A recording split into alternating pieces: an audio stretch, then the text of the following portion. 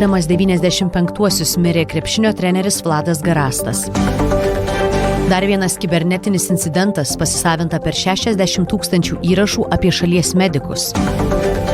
Po virš Hormuzo numušto amerikiečių sraigtasparnio naujai Jungtinių valstijų smūgiai Iranui, šis atsakė atakuodamas karines bazes Jordanijoje ir Bahreine. Belfaste, Šiaurės Airijoje, protestai prieš migraciją virto riaušėmis.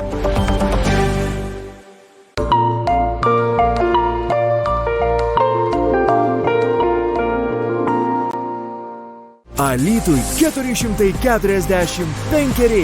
Eisenos, mugės, programos visai šeimai. 3 scenos kiekvienam.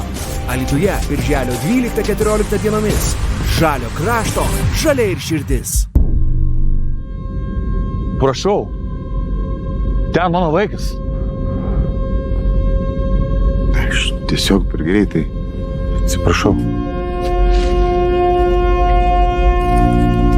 Suklydau. Tiesiog suklydau. Gal jei važiuočiau lėčiau.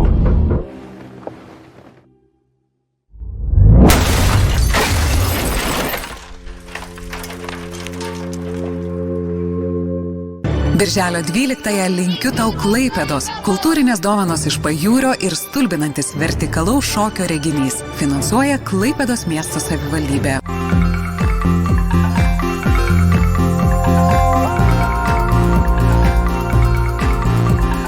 Šią vasarą keliausime laiku, suksimės ratu, būsime kartu. Liepos 3-6 dienomis Vilniuje vyks Lietuvos moksleivių dainų šventė.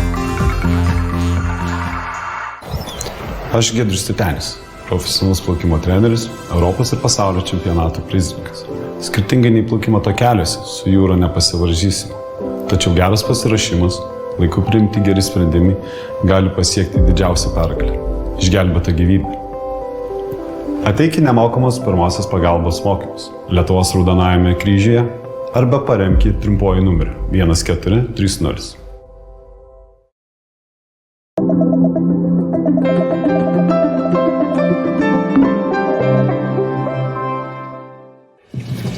Šeima pabėgusi iš šiukšlėse skendinčio Beiruto gyvena idilišką gyvenimą gamtos apsuptyje, iki kol valdžia jų namų papėdėje nusprendžia įrengti sąvartyną. Elito kine įtaigi drama Kosta Brava, Libanas. Ketvirtadienio vakarą per LRT+. Legendiniam krepšinio treneriui Vladui Garastui atminti. Jis įkvėpė kartas, augino čempionus ir kūrė pergalių istoriją. Žmogus, kurio gyvenimas – tai visa Lietuvos krepšinio epocha. Dokumentinis filmas Vladas Garastas – komandos tėvas. Rytoj 18:10 per LRT+. LRT Epika visada nemokami filmai ir serialai, tarp kurių Bloga nuo savęs, Kaip reikia mylėtis, Verti meilės ir kiti. Žiūrėk nemokamai LRT Epikoje.